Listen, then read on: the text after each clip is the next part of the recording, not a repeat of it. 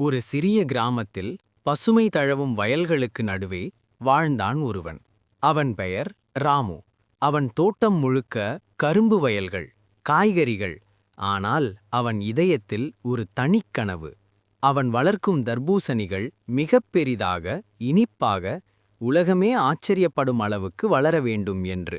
ஒரு நாள் தோட்டத்தில் உழைத்துக் கொண்டிருந்த ராமுவிடம் ஒரு சிறிய குரங்கு குட்டி வந்தது. கிரீச், கிரீச் என்று பசியோடு கத்தியது. ராமு சிரித்து, வா குட்டி, பசிதானே, எடு என்று தக்காளியும் கத்தரிக்காயும் கொடுத்தான். அன்று முதல் அந்த குரங்கு குட்டி அவன் நண்பனானது. ஆனால் கிராமத்தில் பெரிய துன்பம். மழை இல்லை, மண் வறண்டு போயிருந்தது, பயிர்கள் வளரவில்லை, மக்கள் கவலையில் மூழ்கினர். ராமு தனியே உட்கார்ந்து யோசித்தான். என் தர்பூசணி மட்டும் ஏன் இவ்வளவு பெரிதாக வளர்கிறது? நான் தினமும் அதற்கு பேசுகிறேன், பாட்டு பாடுகிறேன், அன்பு கொடுக்கிறேன். ஆனால் மற்ற செடிகளுக்கு? அப்போது அவன் முடிவு செய்தான். எல்லா பயிர்களுக்கும் சமமான அன்பு கொடுப்பேன்.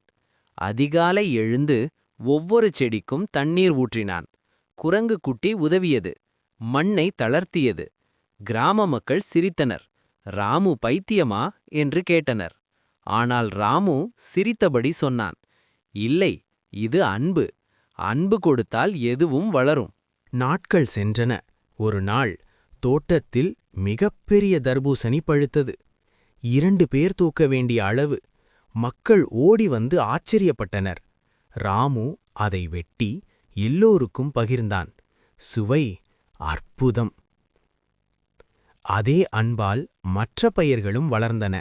காய்கறிகள் பசுமையாக, பழங்கள் இனிப்பாக, கிராமம் மகிழ்ச்சியில் திளைத்தது. பண்டிகை நாளில் மக்கள் ராமுவை சுற்றி நின்று மாலை அணிவித்து கைகூப்பி நன்றி சொன்னார்கள். ராமு தரையில் உட்கார்ந்து தன் குரங்கு நண்பனை தடவிக் கொடுத்தபடி சொன்னான், நான் ஒன்றும் பெரியது செய்யல, வெறும் அன்பும் உழைப்பும் நம்பிக்கையும் கொடுத்தேன், அவ்வளவுதான்.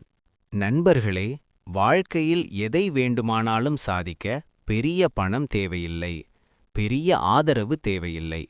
தினசரி உழைப்பு பிளஸ் அன்பு பிளஸ் நம்பிக்கை, இவை 3ம் இருந்தால் போதும்.